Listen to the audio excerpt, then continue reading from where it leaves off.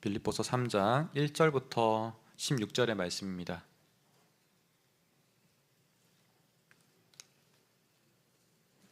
네, 우리 화면 보시면서 한 절씩 서로 교독하면서 16절의 말씀 읽습니다. 제가 먼저 읽을게요. 끝으로 나의 형제들아, 주 안에서 기뻐하라. 너에게 같은 말을 쓰는 것이 내게는 수고로움이 없고 너에게는 안전하니라.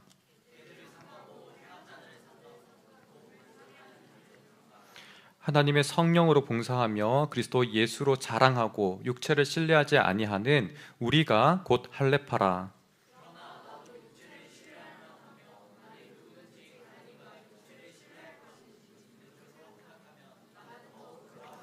나는 8일 만에 할례를 받고 이스라엘 족속이요 베냐민 지파요 히브리인 중에 히브리인이요 율법으로는 바리새인이요.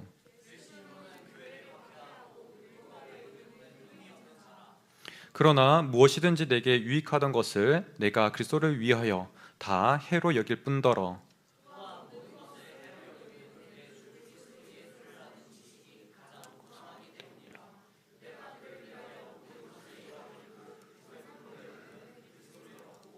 그 안에서 발견되려 함이니 내가 가진 의는 율법에서 난 것이 아니요 오직 그리스도를 믿음으로 말미암은 것이니 곧 믿음으로 하나님께로부터 난 의라.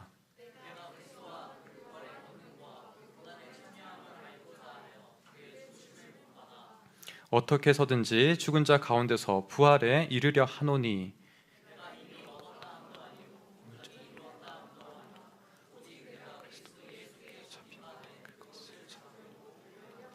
형제들아, 나는 아직 내가 잡은 줄로 여기지 아니하고 오직 한 일, 즉 뒤에 있는 것은 잊어버리고 앞에 있는 것을 잡으려고.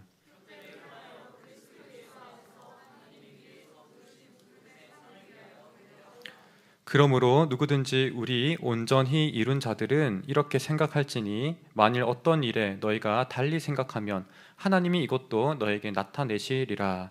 오직 우리가 어디까지 이르렀든지 그대로 행할 것이라. 아멘. 우리가 계속해서 신앙 베이직 시리즈를 진행하면서 오늘은 성화에 대한 부분을 나누려고 합니다. 우리 전체 6번째 시리즈로 지금 이어지고 있는데요. 첫 번째는 하나님의 형상, 그 다음에 죄에 대한 문제로 넘어갔었고요. 죄 다음에는 우리가 예수님이 어떻게 우리를 대속하셨는지 대속에 대한 부분을 나눴습니다. 그리고 지난 시간은 사마리아 여인을 통해서 칭의에 대해서 우리가 함께 들었죠.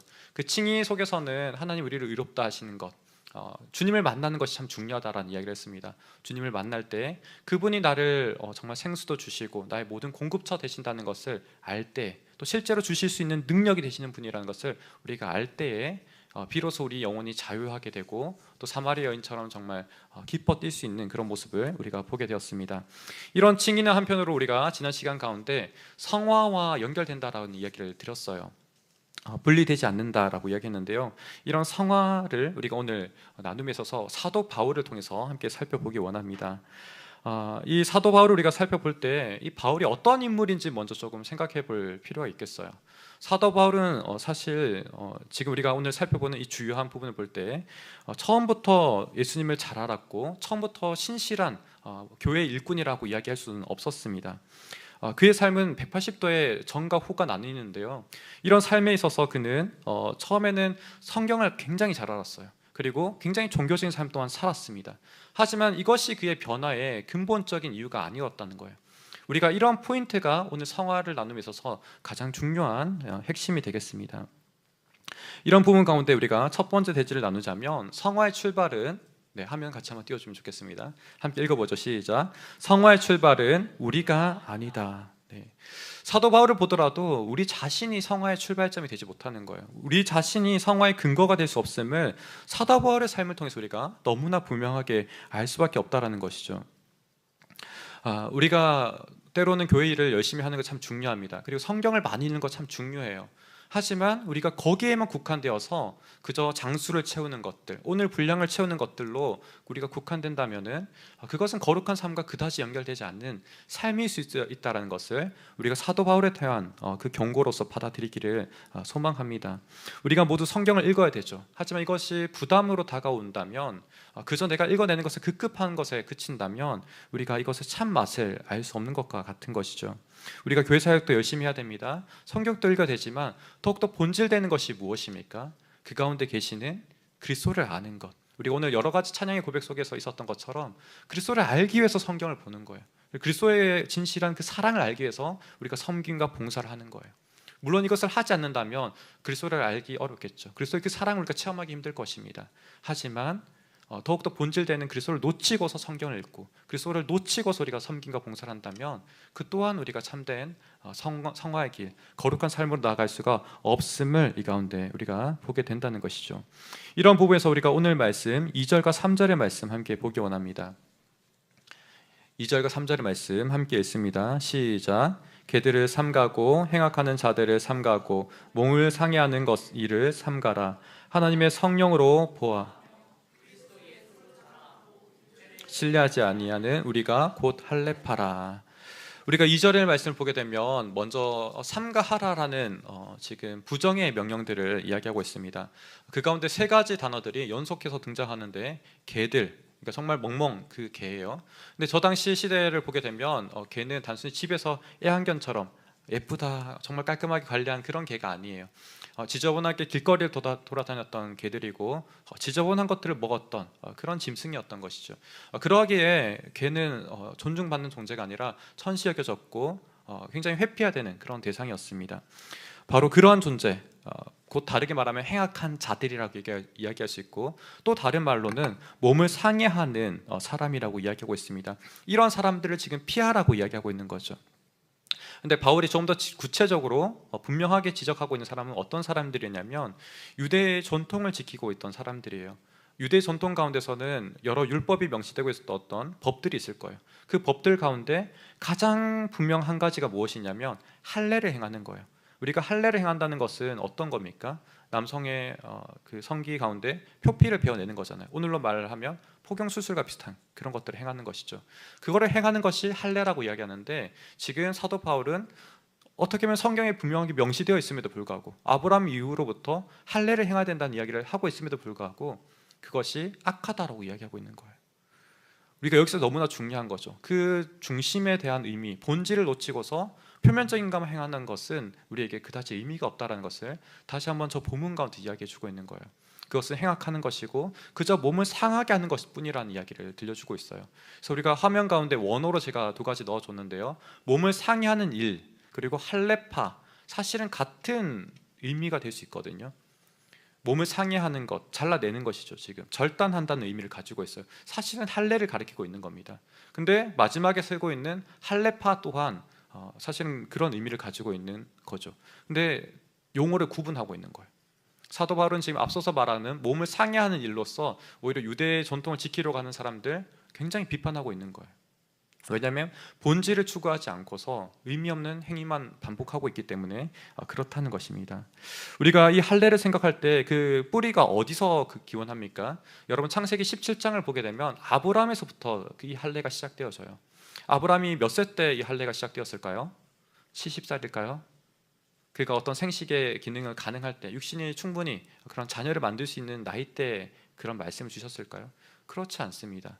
99세 때 하나님 나타나시면서 너는 완전하라 이야기하시면서 이 할례를 시행할 것을 마치 약속의 표와 같이 주시는 것을 이야기하고 있는 거예요. 우리 힘으로 도저히 약속의 자녀를 가질 수 없을 때, 우리 힘으로 이삭을 가질 수 없을 때 하나님 그제서 나타나셔서 이 할례를 명령하시는 거예요. 무엇을 이야기하는 겁니까? 우리 자신을 자랑할 수 없다라는 것을 분명하게 이야기하고 있는 거예요. 너 자신을 의지하지 말라, 너 자신을 자랑하지 말라라고 이야기하는 거예요. 철저하게 하나님이 너의 능력이 근원이 되신다, 하나님께서 우리에게 공급하신다는 이야기를 아브라함에게 가르쳐주고 계시는 거예요. 99세 때 어떻게 그가 자녀를 가질 수 있겠습니까? 도저히 인간의 이성으로 불가능한 순간 가운데 나타나셔서 이 할례를 명령하고 있다는 거죠. 그렇기 때문에 사도 바울은 지금 2절과 3절 가운데 그것을 분명하게 짚어내고 있는 거예요. 우리가 의미 없이 몸 가운데 할례를 행하고 그것을 자랑한다면 이 할례의 원래 본질적인 의미와 역행하는 것이야 라고 해주고 있는 거예요. 오히려 나 자신을 자랑하지 않고 나 자신을 버리고 그리스도를 쫓는 것, 그리스도를 정말 귀하게 여기는 것, 그것이 진정한 할례파야, 그것이 본질적인 거야 라고 분명하게 들려주고 있는 것이죠. 그렇기 때문에 저 용어 가운데서도 구분하여 사용하고 있음을 우리가 보게 됩니다. 그래야 해서 3절 가운데서 또한 어떻게 이야기합니까? 하나님의 성령으로 봉사하며 그리스도 예수로 자랑하고 육체를 신뢰하지 아니하는 우리가 할례파다라고 이야기합니다. 우리의 칭의도, 우리의 거룩도, 우리의 모든 것들을 지금 그리스도로 말미암아 우리가 공급되어진다는 것을 다시 한번 저 본문 가운데 듣게 되는 겁니다. 그렇기 때문에 세상의 모든 것이 무용하다 이야기하는 것이 아니라 우리가 거룩해되어지고 우리가 변화되어 가는 삶, 정말 진정으로 하나님을 닮아가는 삶에 있어서 그리스도만이 우리를 진정으로 변화시킬 수 있는 핵심이다라고 이야기하고 있는 것이죠. 이어서 5절 6절 말씀 가운데서도 더욱더 사도 바울의 경험, 자신의 어떤 인생의 경험을 통해서 우리에게 분명하게 들려주고 있습니다. 5절 6절의 말씀 우리 화면 보면서 다시 한번 읽겠습니다. 네, 넘겨주세요. 빌립보서 5절 3장 5절 6절 없나요? 없으면 우리 같이 좀 성경을 보면서 같이 읽도록 하죠. 같이 5절 6절 말씀입니다. 함께 읽습니다. 시작. 나는 8일 만에 할례를 받고 이스라엘 족속이요 베냐민 지파요 히브리인 중에 히브리인이요 율법으로는 바리새인이요 열심으로는 교회를 박해하고 율법의 의로는 흠이 없는 자라. 지금 사도 바울은 정말 자기가 정금과 같이, 육신을 자랑한다면 정금과 같이 내가 끝판왕이야 이렇게 이야기를 해주고 있는 겁니다. 어떻게 이야기합니까? 할례로 이야기하면 8일 만에, 태어난 지 8일 만에 할례를 받았다는 거예요. 정말 갓난 아기 때 받았다는 거예요. 원래 성경에서 지정하고 있는 법이 그렇거든요. 할례법이 태어난 지 8일 만에 이 수술을 하는 거예요. 그렇기 때문에 지금 사도 바울은 이것을 자랑하고 있는, 이야기하고 있는 거죠. 또 한편 무엇입니까? 이스라엘 지파 중에서는 베냐민 지파라고 이야기하고 있어요. 이 베냐민 지파는 성전과 굉장히 가까운 지역에 자리 잡고 있던 지파들입니다. 그렇기 때문에 순수 혈통이 손상되지 않았던 지파 중에 한 지파예요. 순혈이라는 거죠. 그렇기 때문에 히브리인 중에 히브리인이라고 지금 이 사람은 이야기하고 있는 거예요. 또 한편 무엇입니까? 율법으로는 바리새인이라는 거예요. 특히 바리새인 중에 이 사람은 가말리엘 학파 가운데 속해 있었어요. 바리새인 중에서도 가장 정점의 교육을 받았던 사람이 사도 바울이라는 거죠. 사실상 그가 자랑할 수 있는 것, 세상적인 자랑 너무나 넘쳐나고 있음을 우리가 보게 되는 겁니다. 우리가 오늘날에도 세상을 살아가는 가운데 내 능력, 내가 성취한 것들 자랑할 수 있습니다. 하지만 그것이 정말 인간의 본질적인 것을 변화시키느냐, 그 사람 내면의 속사람을 건강하고 정말 진정으로 인간다운 사람으로 만들어 가느냐, 그렇지 않을 때가 많잖아요. 오히려 가진 사람이 더 내면의 흉악한 모습으로 갈 때가 얼마나 많습니까? 그와 같이 지금 사도 바울은 그가 갖추고 있는 모든 것들이 오히려 한편으로 그리스도를 닮는 데 있어서 방해가 되었음을 우리가 이야기하고 있습니다. 그래서 그 뒤에는 어떻게 이야기합니까? 열심으로는 교회를 박해하고, 사실 바리새인들은 이것을 자랑하는 것 중에 하나였습니다. 그런데 사도 바울의 입장에서는 이거가 너무나 모순되는 이야기죠. 내가 정말 하나님을 믿고 그리스도를 사랑하는데 교회를 박해한다. 있을 수 없는 일이잖아요, 그죠? 근데 그가 정말 성경을 잘한다고 자부했을 때, 또 그의 육신을 자랑했을 때 이런 일들을 저질렀다는 거예요. 우리 또한 동일합니다. 우리가 외적인 자랑이 넘쳐날 때, 내가 성취한 것들이 참으로 많을 때, 사실상 하나님이 원하신 것과 기뻐하시는 삶과 반대로 갈 수 있음을 우리가 이 가운데 보게 되는 것이죠. 우리가 이런 말씀을 통해서 다시 한번 사도 바울이 강력하게 우리에게 이야기하는 것은 우리의 행위를 자랑할 수 없다라는 것, 우리의 행위가 성화의 근거가 될 수 없다는 것을 너무나 분명하게 이야기해 주고 있다는 것이죠. 그렇기 때문에 우리가 거듭해서 이 성화의 근거는 무엇인가 라고 했을 때 그리스도와의 연합하는 것, 그리스도와의 연합이 바로 이 성화의 근거이고 출발이라고 할 수 있습니다. 두 번째 대지 우리가 함께 보면서 나누도록 하죠. 네, 두 번째 대지 한번 띄워주세요. 네, 뭔가 오늘 화면이 제가 이렇게 넣어서 보냈다고 생각하는데 좀 누락된 게 있는 것 같아요. 한번 따라 해보도록 하죠. 성화는 그리스도와의 연합이다. 그리스도와의 연합이다. 그러니까 우리에서 출발하는 게 아니라 우리의 모든 거룩한 삶은 그 근거가 그리스도에게서 찾아야 된다는 거예요.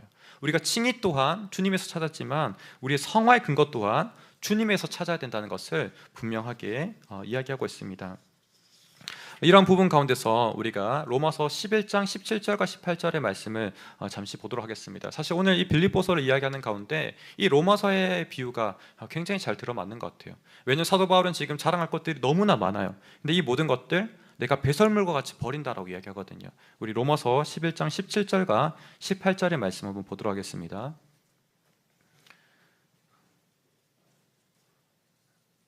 네, 아까 떴었던 것 같은데, 네, 한번 같이 읽겠습니다. 시작. 돌 감람나무인 내가 그들 중에 접붙임이 되어 뿌리 진액을 함께 받는 자가 되었은즉 그 가지들을 향하여 자랑하지 말라. 자랑할지라도 내가 뿌리를 보전하는 것이 아니요 뿌리가 너를 보전하는 것이니라.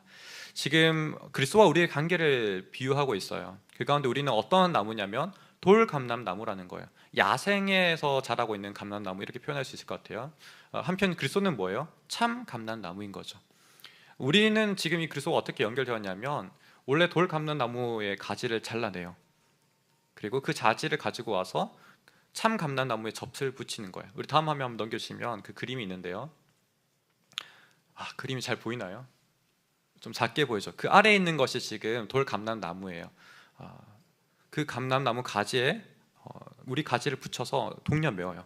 시간이 지나면 서로 연결되고 수액이 흘러가기 시작해요. 생명이 흐르기 시작하는 거죠. 그런데 다른 접붙임과 좀 다르게 감람나무만큼은 뿌리에서 그 성격이 모든 것들을 변화시킨다 해요. 저 또한 사과 농장에서 살았을 때 맞는 기억인지 모르겠는데 그 가지의 속성이 뭔가 이렇게 폈던 것 같거든요. 여기 전문가가 있기 때문에 좀 조심스럽습니다. 네. 근데 어쨌든 감람나무는 반대라는 거죠. 일반적인 그 접붙임과 좀 반대라는 거예요. 뿌리에서 나오는 그 모든 속성이 가지 또한 변화시키는 거예요. 우리 또한 마찬가지인 거죠. 우리의 원뿌리로 계속 되찾아가려면 어떻게 되겠어요? 죄악의 속성들이 계속 올라오겠죠. 그러나 우리가 그리스도께 속하려고 거기에 집중하면은 참된 우리를 변화시키는 거룩이 올라오기 시작하는 거예요. 그렇기 때문에 우리가 이전 것은 배설물같이 여기고 내가 온전히 그리스도라는 것을 가장 고상하게 여기고 거기서부터 우리의 인생의 해답을 찾으러 가는 것이 바울이 주장하고 있는 바라고 우리가 말할 수 있겠습니다. 이와 같이 우리가 고린도전서 1장 30절의 말씀을 보더라도 동일합니다. 우리 한번 같이 말씀 읽어보도록 하죠. 네, 다음 화면. 네, 시작. 하나님부터 나서 그리스도 예수 안에 있고 예수는 하나님으로부터 나와서 우리에게 지혜와 의로움과 거룩함과 구원함이 되셨으니. 그러니까 지금 이 말씀 가운데 모든 것도 사실 정리하고 있죠. 지혜도 주님으로부터 나오고 또 우리가 칭의로워지는, 의로워지는 것들, 의롭다 하는 것들, 너가 참 바르게 살고 있다라고 이야기하는 하나님 앞에 하나님 시선 가운데 옳다라고 이야기할 수 있는 그 의로움이 어디서 나오는 거예요? 지난 시간 칭의와 관계되는 거죠. 어디서 나오는 거예요? 그리스도로부터 나오는 거예요. 우리가 오늘 또 나누는 거룩함, 이것 또한 어디서 나오는 거예요? 그리스도로부터 나오는 거예요. 구원함 또한 어디서? 주님으로부터 나오는 거예요. 그러니까 우리가 늘 주님을 놓치고 뭔가 추구하면은 다 놓쳐버린 것과 다름없는 거예요. 우리가 늘 이 본질되는 것을 놓치지 않기를 간절히 소망합니다. 그렇기 때문에 우리가 지난 여름 수련 동안 정결함에 대한 주제를 나누면서 이 정결하게 하는 것, 그 근원이 무엇인가를 우리가 다루었을 때 주님밖에 없었던 거예요. 그죠? 레위기 가운데 수많은 율법들이 있었어요. 우리가 부정하지 않도록 하는 방지법만 있었을 뿐이지 부정한 것을 정결하게 만드시는 그 역사는 오직 주님으로부터 나오지 않는 밖에 없는 거예요. 우리가 이것을 기억하면서 참된 우리의 거룩은 정말 주님으로부터밖에 나올 수 없음을 우리가 이 말씀을 다시 한번 보면서 기억하는 우리가 되기를 간절히 소망합니다. 그렇다면 바울은 이러한 모든 자기의 지난날 성취한 것들, 사실 빌립보서를 쓰고 있는 가운데 바울은 굉장히 원숙한 상황 가운데 있거든요. 많은 것을 이뤄낸 거예요. 사실 그의 인생 가운데 거의 후반기 가운데 있는 상황 가운데 쓰고 있습니다. 선교로 따지면 지중해 모든 지역들, 전역들을 복음화했어요. 1, 2, 3차 전도 여행을 통해서 정말 모든 것을 이루고 있습니다. 그리고 지금 로마 감옥 가운데 갇혀있는 가운데서도 여전히 교회를 위해서 편지를 쓰고 교회를 독려하고 있는 사역들을 하고 있는 바울인 거죠. 그런데도 그는 만족하지 않고 내가 이전에 이룬 것을 잊어버리고 내가 앞을 향해서 달려간다, 표대를 향해서 달려간다라고 이야기하고 있습니다. 그렇다면 바울은 무엇을 바라보고 있을까요? 이 표대라는 것이 도무지 무엇일까요? 우리가 이것을 다시 한번 살펴보기 원합니다. 우리가 오늘 말씀을 보게 되면 이 표대라는 부분이 어디에 나타나고 있습니까? 13절부터 12절부터 우리가 한번 읽어보도록 하겠습니다. 우리 화면에 있지 않겠지만 우리 같이 성경을 보면서 읽겠습니다. 시작. 내가 이미 얻었다 함도 아니요 온전히 이루었다 함도 아니라 오직 내가 그리스도 예수께 잡힌 바 된 그것을 잡으려고 달려가노라. 지금 이 표대는 그리스도 안에 지금 있는 거예요. 그렇죠? 그것을 잡으려고 달려가고 있습니다. 13절. 형제들아, 나는 아직 내가 잡은 줄로 여기지 아니하고 오직 한 일, 즉 뒤에 있는 것은 잊어버리고 앞에 있는 것을 잡으려고 표대를 향하여 그리스도 예수 안에서 하나님이 위에서 부르신 부름의 상을 위하여 달려가노라. 지금 이 그리스도 안에 사실 표대가 있는 거예요. 그리스도 안에 상이 있는 거예요. 그죠? 그것을 지금 바라보고 달려가고 있다라고 이야기합니다. 사실 이 바울은 지금 계속해서 그리스도가 우리를 변화시키는 유일한 핵심이라고 이야기하고 있어요. 또한 이것을 빌립보 교회가 충만하게 알기를 원한다라고 이야기하면서 이 빌립보서를 시작하고 있거든요. 이 표대가 도무지 무엇일까? 사실 그것은 이미 우리에게 다 나눠진 것 같은 거예요. 그리스도 자신을 우리가 온전히 아는 것이라 이야기할 수 있습니다. 온전히 그리스도 자신을 우리가 받아내는 것이라고 이야기할 수 있어요. 그로부터 공급되는 풍성한 것들을 우리가 받아 누리는 것이라고 이야기할 수 있다는 것이죠. 이 모든 것들이 우리가 다 단수예요. 여러 가지를 말하지만 여러 가지가 아니라 하나인 거죠. 이 하나를 표현해낼 수 있는 능력이 우리가 부족하기 때문에 다양하게 표현해내고 있는 거예요. 그리스도를 얻는 것, 그리스도를 아는 것, 생명의 명료관을 우리가 쓰는 것, 이 모든 것들이 단일한 한 가지라는 거예요. 근데 이 그리스도 안에 우리가 너무나 풍성한 것들이 있기 때문에 이렇게 표현하는 거예요. 여러분, 그리스도는 어떠한 분이시죠? 참 사람이기도 하지만 동시에 참 하나님이시기도 해요. 그분 안에서는 전능하심이 있고 그분 안에서는 무한하심이 있는 거예요. 그분 안에서는 우리가 풍성함에 한계가 없다라고 이야기할 수 있는 거죠. 그렇기 때문에 그리스도를 아는 것 또한 우리가 끝이 있을까요? 끝이 없다라고 이야기할 수 있는 거예요. 우리가 이만큼 알았다 해서 그리스도를 충분히 알았다는 것이 아니라 끊임없이 그리스도의 그 아름다움과 풍성하심은 우리에게 무한하게 있다라고 표현할 수 있는 것이죠. 그렇기 때문에 사도 바울은 이것을 향해서 계속 달려가고 있는 거예요. 자기가 이미 풍성하게 해낸 것들이 있지만 이게 다가 아니라는 거예요. 더 하나님의 깊은 것들이 있고 더 깊은 하나님의 은혜가 있다라는 거예요. 그렇기 때문에 사도 바울은 그리스도의 죽으심과 부활함 가운데 내가 참여하고 있다라고 이야기하고 있습니다. 이러한 말씀이 지금 또한 우리가 어디서 확인하게 됩니까? 우리 10절의 말씀 같이 한번 보도록 하죠. 10절의 말씀과 11절의 말씀입니다. 같이 성경책 보면서 읽겠습니다. 시작. 내가 그리스도와 그 부활의 권능과 그 고난의 참여함을 알고자 하여 그의 죽으심을 본받아 어떻게 해서든지 죽은 자 가운데서 부활에 이르려 하노니. 사실 어떻게 해서 이 바울은 끝까지 이렇게 달려갈 수 있을까? 어떻게 그는 이 모든 것을 쏟아낼 수 있을까라는 의아함이 듭니다.